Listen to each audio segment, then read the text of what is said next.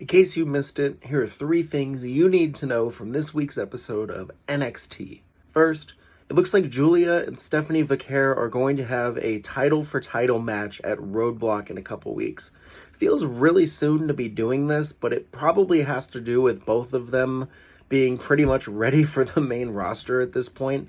Add in Jordan Grace joining the company, and they have a huge surplus of talent in the women's division on NXT. So something like this is a little risky because the North American women's title is relatively new. There've only been a few people to hold it, so it's going to limit some opportunities for a bit, but this match between the two of them should be special either way.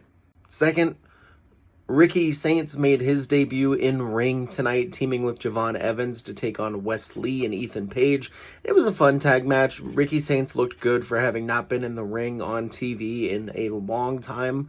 I know he's been doing like indie gigs and things leading up to his release from AEW, but he looked good. There were a couple missed spots and things. The finish was a little bit rushed and a little sloppy, but that'll get better. I think the important takeaway here, though, is that he's immediately in main event segments and will be probably treated as such going forward. I think putting him in the ring immediately with these guys is a smart decision because you're just adding another ace that can lead the top of the card when you consider everyone that might be leaving this WrestleMania season. And third, the Hardy Boys made their WWE return and NXT debut, taking on No Quarter Catch Crew in a tag team match. They are the current TNA tag team champions. Those titles were not on the line for this.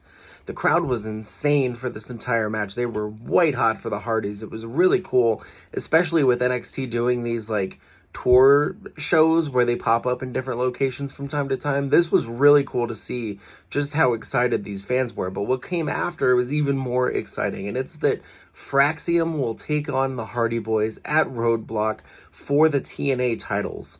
It's going to be a great tag team match. Fraxium is probably one of, if not the best tag team in wrestling right now. They have had an incredible run of amazing matches since taking those titles.